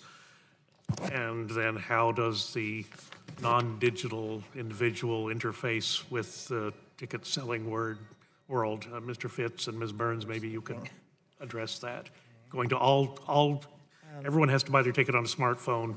There are still people out there who don't have the technology. I'd take that. Yeah, I mean, the problem with requiring a smartphone is it does eliminate individuals who don't have a smartphone from attending events. I think without a paper option that could foreclose people from attending, I think digital tickets could be a positive, but again, there's a danger that transferability is shut off simply with a flip of a switch, and then you have a closed garden, a walled garden, and people aren't able to compete. Ms. Burns? I agree with that. I don't have anything to add there. So Ms. Howe, you look like you wanted to say something. Yeah, let me just clarify. With digital tickets, there's always an option for a fan to get a paper ticket at the box office. So if they don't have a smartphone, they can always work with customer service, and they can get that at the box office. Yeah, but then they got to stand in line in the cold outside the ticket window, right? They should do it with a smartphone. Okay. Mr. Vaccaro, you brought up an interesting point about the collection of digital data, and you brought up the California law and state law on privacy and how that is now beginning to impact, I guess for all of you, impact your business. Have you had any difficulty meeting the demands in the European side of things with the GDPR? Has that surfaced as an issue for any of you? We comply with them. It was an issue, it was a cost to us. I think ultimately consumers will benefit from it. And I think consumers are much more wary now about their data and what's it used for. So as far as us, we comply with it, we did it. It was expensive, but we did it. Has anyone found difficulty with complying with either the California law or the GDPR? Yes, sir, Mr. Perez. No, in fact, GDPR set up very well for compliance with the California law. And just for the record, we do not sell data to anyone. We provide the data to our venues so they can service all fans when they show up at the event, regardless of where they purchased the ticket. It's an ability to provide customer service. With paper tickets and PDF tickets, we have no idea who these people are, where they got the tickets, and we cannot help them. And that really pains us. Let me just ask you a question, because privacy is going to be something that that the Energy and Commerce Committee writ large is going to have to deal with. Does anyone have any thoughts and advice that you would give the committee when we're dealing with how to reconcile what's happening in California with the rest of the country as a national standard, something that to which we should aspire? I would say a national standard would make it much simpler on businesses, that you don't have to comply with 50 state laws on privacy. And there's an argument to be made that California's law gives an advantage over California businesses rather than out-of-state businesses because the way they apply the law. But yes, you're right, a national standard, much easier for businesses to comply with rather than dealing with 50 different states. Yeah, it's always been my thesis that the founders, when they wrote the Constitution, the Commerce Clause was written with the idea that eventually we'll get to a world of e-commerce where we want to be able to sell things across the several states without boundaries. Yes, Mr. Fitz. I think, though, there's a privacy issue here in our industry, and that's a practice sometimes engaged in by primary marketplaces where if a ticket is sold on my marketplace, it's digital, they require my customer to log into their marketplace to download the ticket. That creates a relationship that my customer didn't intend, and it's the forced transfer of PII. So I think that's concerning, and I'd look to the BOSS Act to address that. And you think it would be addressed in the BOSS Act? I think the language on that point could be a little stronger, but I think that I see that as friction to transferability that exists right now that should be eliminated. All right, very well. I'll yield back, Madam Chair. Thank the gentleman. Chair now recognizes the gentleman from California, Mr. Ruiz. Thank you, and thank you to the witnesses that are here today. One of the primary economic drivers in my district is tourism. It's Palm Springs, California, Coachella Valley. People who fly into Palm Springs from around the country often will buy tickets to shows or concerts during their time in the Coachella Valley. Many of you may have heard of the Coachella and Stagecoach festivals that attract hundreds of thousands of people each year. Starting next year, tourists will have a new attraction, an AHL hockey team based in Palm Springs. When people visit my district for these events, they spend money at our local businesses and patronize our hotels and restaurants. I want to be sure that their experience is a good one, and that starts with the ticket buying process. One practice that is particularly concerning to me is the use of deceptive white label websites. These ticketing websites deceive consumers into believing the websites are affiliated with a venue, team, or artist, when in fact, no such affiliation exists. Ms. Howe, in your testimony, you contended that, quote, some secondary marketplaces routinely use or work with these deceptive websites, unquote. How prevalent are deceptive white label websites, and how are they harming consumers? Thank you for the question. Last year alone, we worked with Google and other ISPs to shut down over 30 of these deceptive websites.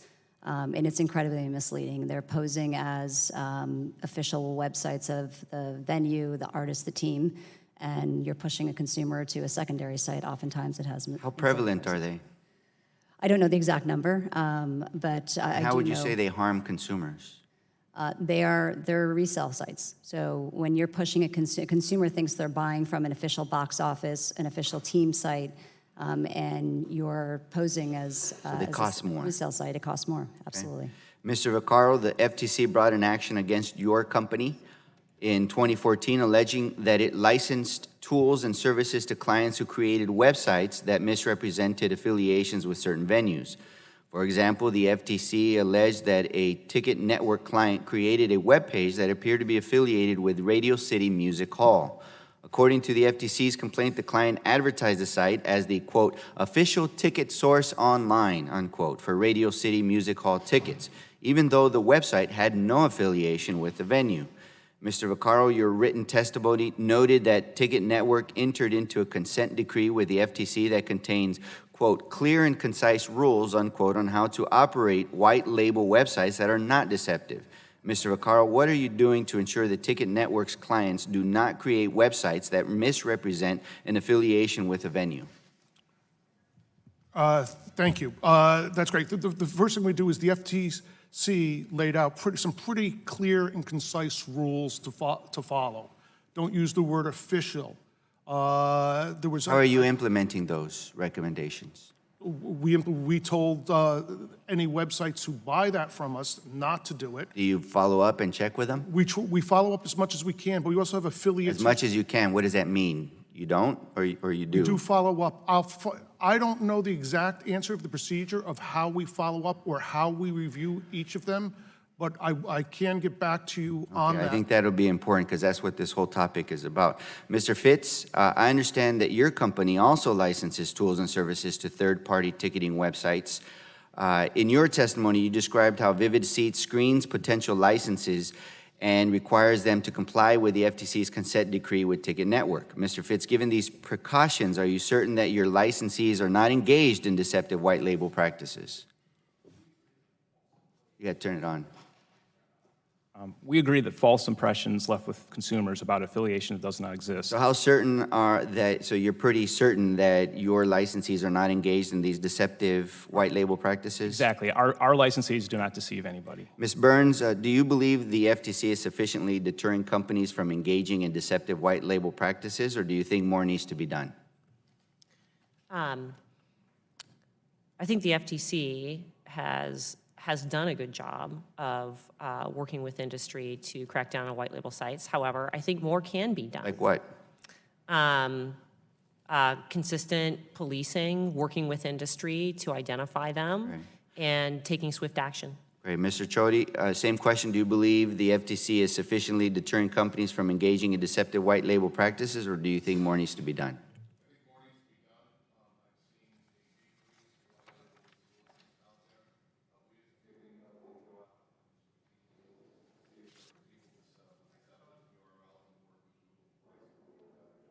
Thank you. I yield back. I'm sorry about that. Chair now recognizes the gentleman from Virginia for 5 minutes. Thank you, Madam Chair. In preparing for this hearing, Mr. Perez, my team had me visit ticketflipping.com, not something I would ordinarily do. But this is a website that sells training materials to help people become ticket brokers. On the site, they sell a plug-in that gives a ticket broker the ability to know how many tickets are available for AXS, your company, events, and specific data about remaining tickets. It seems to me that this information must be pretty valuable to brokers if they are designing plug-ins to monitor sale rates on your website. What is the value of this information? And in your opinion, is there a benefit to disclosure of this information by venues? In my opinion, there's no benefit of this disclosure to the consumer. I think that the brokers that are using that information are trying to gauge supply and demand so they can maximize profits. And what we're seeing now, when we talk about inventory disclosures, many of us on the panel today have moved to seat maps where we fully disclose all the seats available in a seat map.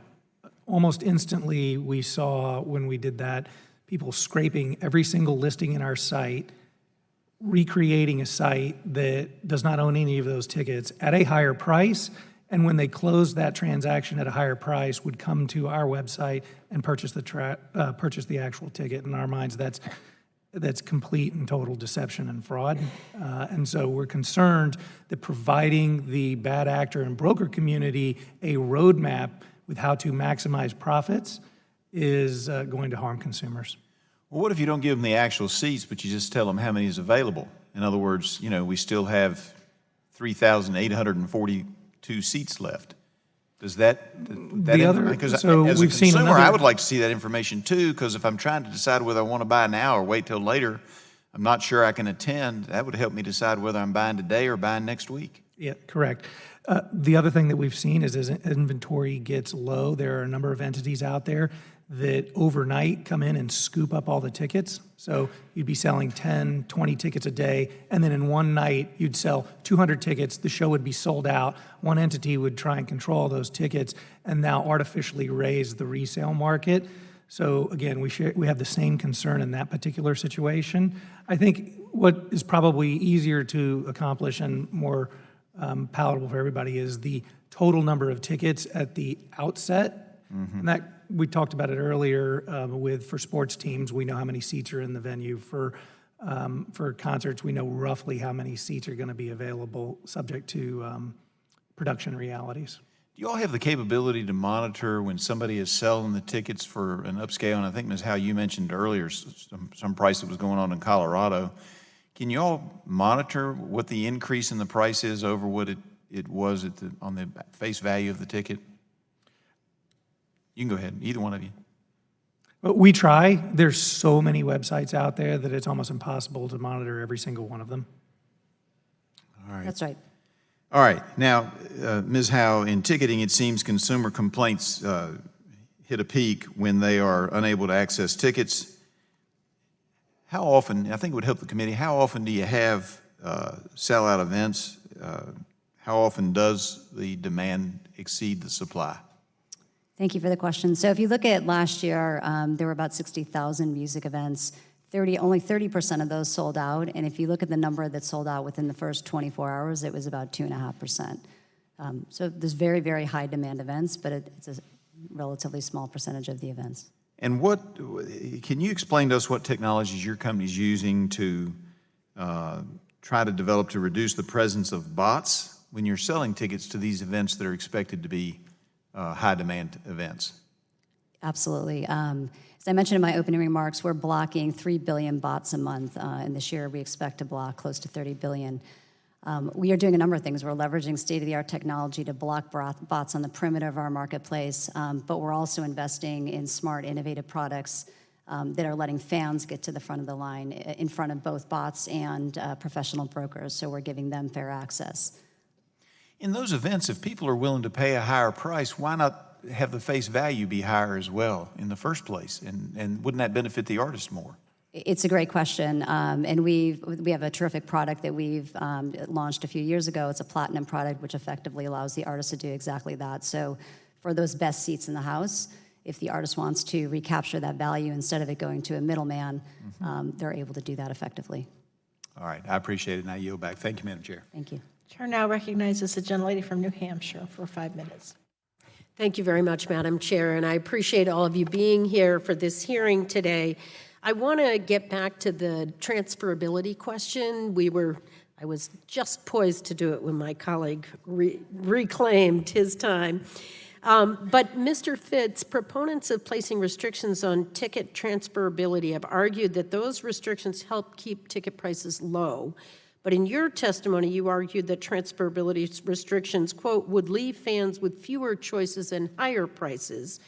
Do you think that proponents of transferability restrictions truly believe that these restrictions keep prices lower for consumers, or is there something more nefarious underlining this position? I wouldn't necessarily characterize their testimony, but I would say that transferability leads to competition. And so when a ticket is transferable, multiple marketplaces need to compete over it. And so that means doing things like having 100% buyer guarantee, a call center available at extended hours. They have to compete for those issues. They also need to compete on price, of course, because if a fee is too high in one market, it won't sell. So transferability breeds competition. The danger with a lack of transferability is it cuts it off and restricts it to one player. Which would result in higher prices for consumers, presumably. Well, presumably, it could lead to higher prices and lower service levels. And lower service, okay. Ms. Burns, beyond controlling ticket prices, proponents of non-transferable tickets also contend these restrictions enhance event security and limit fraud. But in your testimony, you called these arguments, quote, a smokescreen designed to limit consumer choice. How prevalent is fraud in the secondary ticket marketplace, and why do you think concerns about fraud are a smokescreen or a bogus argument? I can't speak to numbers for the entire industry. I just know the numbers are for StubHub, and I can tell you they're incredibly low. Far less than 0.5% of tickets subject to fraud on our site. So we believe it's a smokescreen as justification to hold a consumer captive, again, with a primary ticketer who also has a secondary platform if they want to transfer that ticket within their platform. Again, I think it's important to distinguish between, is the ticket non-transferable or is it non-transferable outside the primary issuer's platform? But I think it's a smokescreen because the primary issuer doesn't do any background check on the buyer, right? Nor do they even know who that buyer may be taking to an event as their guest. They could be taking multiple people, and their identity is unknown. So again, that's why I think it's an excuse and it's not a valid justification. Thank you. In addition to outright transfer prohibition, some ticket issuers permit resale, but only through certain processes. In its response to the committee, StubHub stated Ticketmaster is increasingly requiring consumers who buy resale tickets on non-Ticketmaster sites like StubHub to complete their purchase through Ticketmaster's website or app. Do you think this is a genuine privacy issue, or again, do you think this workaround is just to capture your customer? What do you think the purpose of that is? And then we'll let others respond. Yeah, I think it's an anti-competitive issue, but it raises a privacy issue in the process, right? Because the consumer who purchases their ticket off StubHub or any other platform, when Ticketmaster is the primary issuer, that consumer has to go through StubHub in order to receive their, or sorry, through Ticketmaster in order to receive their ticket. And in that process, they download their app, they register an account, hand over their personal data. Yet at the time of the purchase, they may have had no intention of doing any business of any sort with Ticketmaster. And can I just guess as a consumer that then they get a flood of emails marketing to them from both StubHub and now Ticketmaster as well? You would have to ask that question of my colleague here. Anyone want to comment from Ticketmaster? I'm happy to comment. Sure. When a ticket is, if a digital ticket is bought on another platform and fulfilled within Ticketmaster, we have no rights to market to that consumer. The only information we can use is to fulfill that ticket, and if there are issues, customer service issues, that's how we use that information. We cannot market to that consumer. We cannot sell that data. What's the information that you require at that second step? Name, phone number, email address. Okay, thank you. I yield back. Gentleman from New York is recognized for 5 minutes. Thank you, Madam Chair. And welcome to the panel. I'm proud of all of the work my home state of New York has done to address consumer harms in the ticketing industry. A 2016 report by the New York Attorney General found that brokers use illegal bots to seize large blocks of tickets. And I'm proud to have helped pass the Bots Act in 2016, which made the use of ticket bots illegal. However, several of our witnesses' responses have indicated that bots still exist in the marketplace, so we must keep working to ensure illegal bots are not stealing tickets away from the public. But in addition to bots, that report also found that consumers often lack access to tickets because many tickets are put on hold for industry insiders in pre-sale events.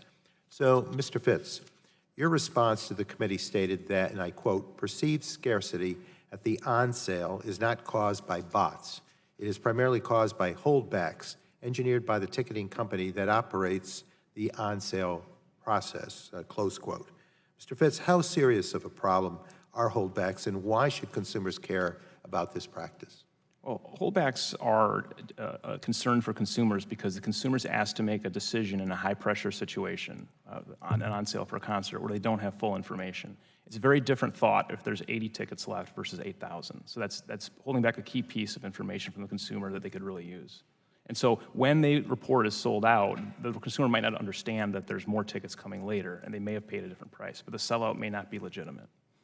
But we're hearing that some of it that holdbacks might be a vast minority of the tickets that go for sale. Is that true? I mean, the report also indicated that it might be as high as 50%. Yeah, I know that I've seen media coverage like the Toronto Star, for example, that showed something much more extensive than a small percentage. So I based on that report, I disagree. Ms. Burns, one way to address holdbacks is to increase transparency around ticket availability. In your testimony, you stated that this information will, and I quote, create a clearer picture of event accessibility and help to inform fans' decisions on if and when to buy tickets. How would increasing transparency around ticket availability help consumers? Because you would know how many tickets are available at the event, and it may inform your decision as to whether purchase at the on sale or to wait. Thank you. And Ms. Burns, some have argued against disclosing information on ticket availability. For instance, Ticketmaster contends that disclosing this information would benefit brokers and bots by, again, quoting, making it easier for them to target supply and manipulate the market. So, Ms. Burns, do you buy this argument, or do you believe that we should err on the side of more disclosure? No, I think the argument's disingenuous in that, the purpose of the holdback is, again, to create a scarcity of supply. So, and as tickets are trickled out over time, again, it's designed to maintain prices or potentially increase prices as you near the event. Thank you. And Mr. Vaccaro, you wrote in an op-ed in 2016 entitled More Transparency in Ticket Sales and No More Bots. In that piece, you argued in favor of disclosing ticket availability and stated, and I quote, if consumers knew the truth, they would no longer be fans.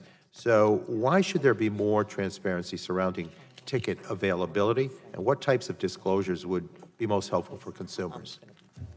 So I'm not an economist and I don't pretend to be, but I know that when I speak to them, they say many industries do a similar thing. They create a scarcity of supply, which effectively moves the supply curve to the left, which raises the equilibrium price. All right, so when a lot of monopolies do that, a lot of other people do that by creating that scarcity of supply. And when you do those multiple pre-sales, you only see a few amount of tickets. A lot of people don't even realize how many people are in the pre-sales. So you manipulate consumers to think there's a scarcity. They buy at higher numbers. That's why over time, ticket prices are going down. They're not going up. And with the holdbacks issue, is it as large a number of tickets as some have reported, or is it a very slight number? Can it reach 50%? I would say it could. Well, let me clarify that, because I think it's an important distinction to make. In most sports teams, they disclose the amount of tickets, all right? The real issue that we're really talking about here is more or less concerts, okay? So in concerts, it is amazing not only how many tickets they hold back, but there's also venues that have unmanifested seats that they sell that aren't even available to the public, that are unmanifested. So the holdback number is even higher than what insiders report, because they don't even count the non-manifested tickets as tickets that are going on sale. So it can approach 50%. Yes. Thank you very much. With that, Madam Chair, I yield back. Thank the gentleman. Chair now recognizes the gentlelady from New York, Ms. Clark, for 5 minutes.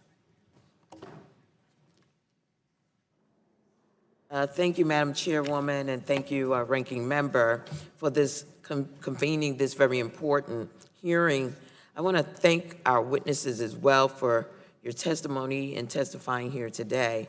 In my district in Brooklyn, New York, I have both the Barclays Center and the historic King's Theater, which draws crowds from across the borough, city, and tri-state area. Whether people are taking their families to see a Nets game or a concert, it is very important to me that the consumers are protected against harmful practices which have filled the marketplace for far too long. Having said that, I want to circle back to an issue that was mentioned earlier, Ms. Howe. Can you please clarify something you said for me? And that is, I'm trying to determine on what you do with consumer data you receive from customers who buy tickets on other platforms like StubHub, and what is it that you cannot do with that data? Thank you for the question. The only information we receive is the consumer's name, email, and phone number. And the only thing we can do that is fulfill the ticket. And if there's an issue fulfilling that, we use it for customer services. So all consumers have to opt in for marketing purposes. That's regardless of what platform they're buying on. So there's nothing that you can't do outside of just basically obtaining the data. Is that what you're saying?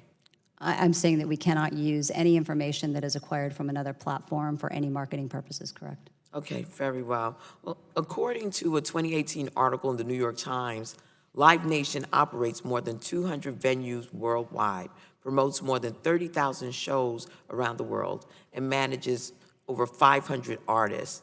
At the same time, Ticketmaster, which merged with Live Nation in 2010, handles tickets for 80 of the top 100 arenas in the country and sold more than 500 million tickets in 2018. After the merger between Live Nation and Ticketmaster, Live Nation is arguably the most powerful company in the entertainment industry. In fact, an article in The Economist called Live Nation a, quote, vertically integrated behemoth, end quote. The New York Times article I quoted from above also contained alarming claims about how Live Nation is wielding its market power. Mr. Perez, according to the article, Live Nation threatened to bypass shows at venues managed by your company unless the venue used Ticketmaster as the ticketer for the venue. To your knowledge, has Live Nation ever threatened to retaliate against a venue if it doesn't use Ticketmaster as its platform, Mr. Perez? I have not heard it. The threat has not been made to me personally. I do know people that have had comments made to them. Ms. Howe, are you aware of any instances where Live Nation or any of its affiliates threatened to bypass a venue unless Ticketmaster was used as the primary ticketing platform? I'm not aware of any. You're referring to, as many of you know, we just agreed to extend the consent decree with the DOJ, and we believe that that will take this issue off the table. We will compete on our own innovation and our own right, not because of content. Okay, in response to the New York Times article, Ticketmaster's president stated that its industry, quote, is not the result of any unfair advantages resulting from being a part of the Live Nation entertainment, end quote. Ms. Burns, in your testimony, you stated that in recent years, StubHub's mission has been, quote, complicated by various anti-competitive, anti-consumer practices in the ticketing industry, end quote. How does Ticketmaster's dominance contribute to the anti-competitive and anti-consumer practices in the industry? I wish we had more time than we do to discuss this. But we have had reports to us of experiences of retaliation if StubHub was used as the ticketing partner. But what's important to understand is, Ticketmaster, in maintaining its dominance, there's three things really. They're 80% of primary ticketing share.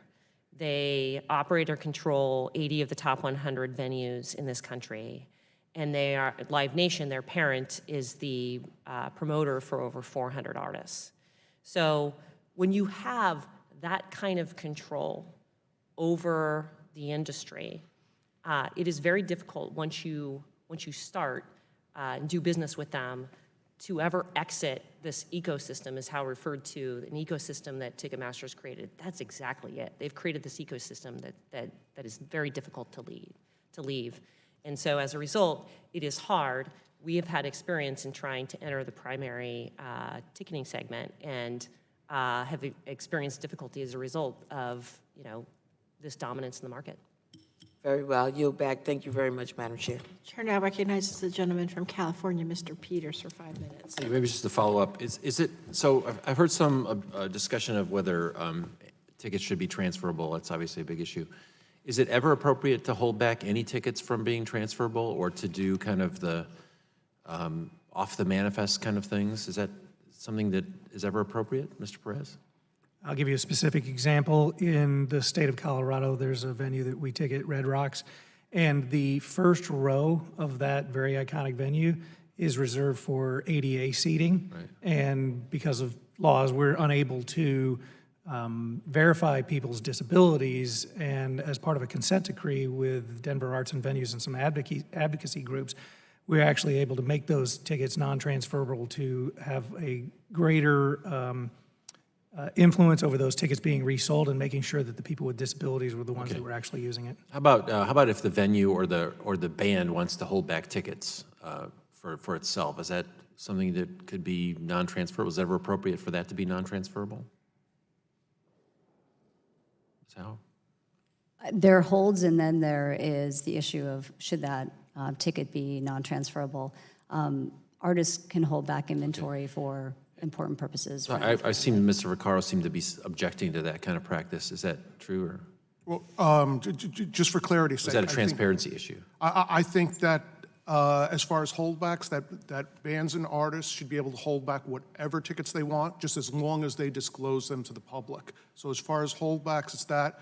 I think the problem with transferability is it gets to a slippery slope on what can be transferred or not. And classic examples, Ed Sheeran said his tickets aren't transferable. Nobody can make it to the show. The tickets were selling for less than face value.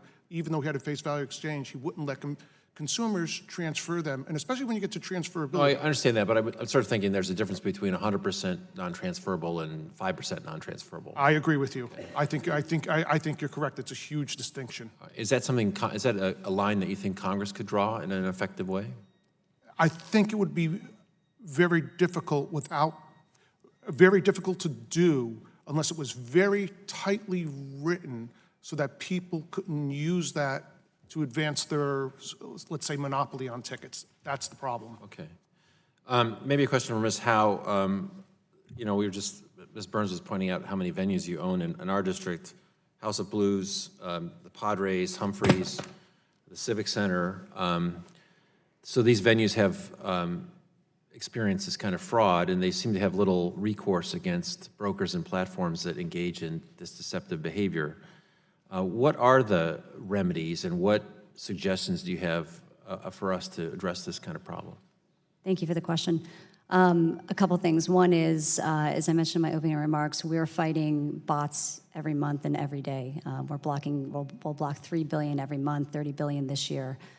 But more importantly, we need to figure out how to change the conditions at the on-sale. So we're investing in products like Verified Fan and Smart Queue that allow real fans to actually get those tickets instead of brokers and secondary markets.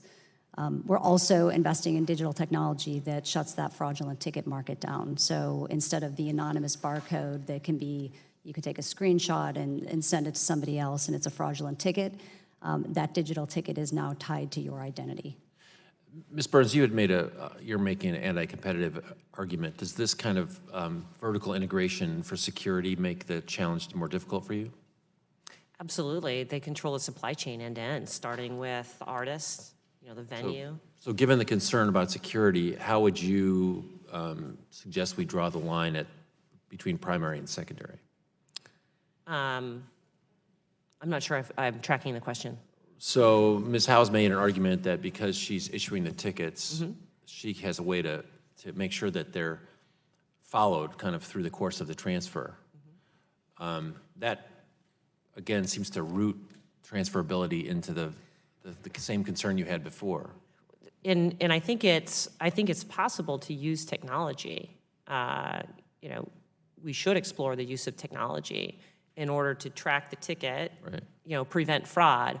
Where we take issue is how Ticketmaster's doing it, and through the use of safe technology, is not for that purpose.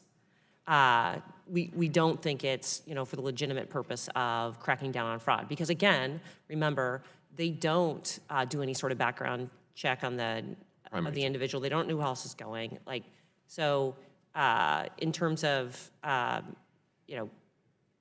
tracking those issues, it's just not used for that purpose. You think they're two different issues? Okay. My time has expired, but I appreciate all the witnesses being here and look forward to working on this. I yield back. I thank the gentleman, and I'm very pleased to recognize gentleman from Texas, Mr. Flores, who's not a member of this subcommittee, but we're always happy to have you here. And now you're recognized for 5 minutes for questions. Thank you, Madam Chair. I have some questions for Ms. Burns of StubHub. Let me give you the background first. There are situations where a customer buys a ticket from an event sponsor, and then later on they decide they can't use that ticket, and then they use your platform to resell the ticket because of an arrangement that you have with the original ticket, the original event sponsor. And there is a fee charged for that resale in the form of a reduction amount of proceeds that are received by the ticket seller. So how much is that fee? The fee that's charged the seller, so there's no fee charged the seller to actually list on our site. There's a fee that's charged on the sell, and it depends on who the seller is. Okay. And then how is that fee set? Well, again, the fee is set based on who the seller is. So we have agreements with our sellers, and so. Yeah, but the seller is the customer. Are you talking about the event sponsor is the seller in this case?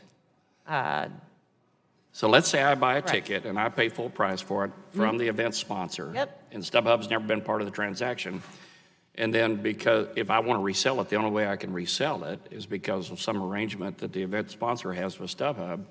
I sell the ticket, and then there's this big discount taken, this big fee that's taken off, and then I get the net proceeds. So who sets that fee? Who sets the fee is StubHub sets the fee with that seller. Okay. And then does the original event sponsor receive part of that fee? I don't know. Okay. Would you supplementally respond to that for us and let us know?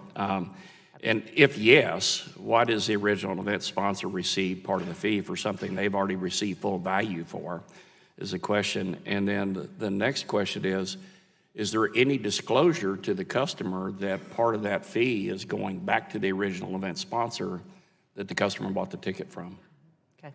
We'll follow up with you. You get back with us on that? Yeah, happy to do that. And if there isn't any disclosure, if not, why not? Doesn't the customer deserve to see what that is? And then the last question would be, what value to the customer is there for paying an additional fee back to the event sponsor?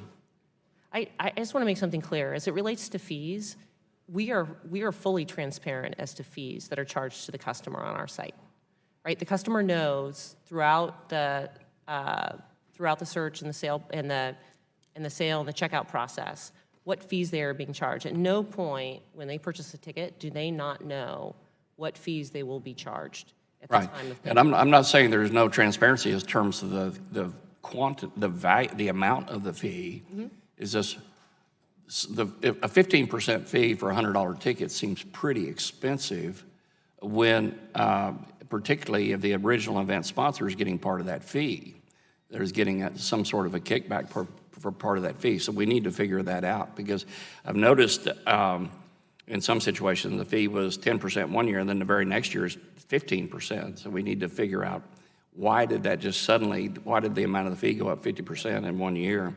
And then one just sort of an editorial comment for all of you in this space, and that is that there's, as you've heard from, I think, most everybody that's testified or asked questions, there's a lot of customer angst about what happens in this space. And I think it would behoove all of you that when you're designing your processes, your policies and pricing and procedures, that put yourself in the customer's shoes, look at it through the customer's eyes. And I think if you do that, you wouldn't be in front of this panel today. So thank you. I'll yield back the balance of my time. Thank the gentleman. Chair I just have one more question to clarify. Ms. Howe, you had said several times that Ticketmaster, when it takes the data, it takes the name, the email address, and the phone number of the purchaser. Is that right? Correct. And then it doesn't resell, or it doesn't market to those people? We are not only if a consumer opts in, or do we have the right to market to them. Okay. What about if a person is trying to purchase the ticket on one of the reselling platforms like StubHub?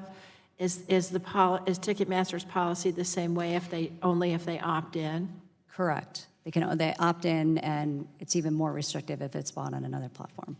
In other words, we can only use that information to fulfill the ticket and provide any service needed to do that. Okay. Thank you. And I want to thank the entire panel. This was actually a very, very informative hearing for everybody on the committee on both sides of the aisle. And now it's going to go over to the Consumer Protection Subcommittee for action on the BOSS Act. But this was really useful for us. And I'd like to insert into the record by unanimous consent the report by the New York Attorney General on the ticketing industry entitled Obstructed View, What's Blocking New Yorkers from Getting Tickets, and the report by the General Accountability Office entitled Event Ticket Sales, Market Characteristics, and Consumer Protection Issues. And in addition, I'd ask unanimous consent that the contents of the document binder be introduced into the record and to authorize staff to make the appropriate redactions. Without objection, so ordered. And let's see, I guess I'd like to remind members, I'd like to ask the witnesses if you've been requested to provide additional information that you do so. And with that, this subcommittee is adjourned.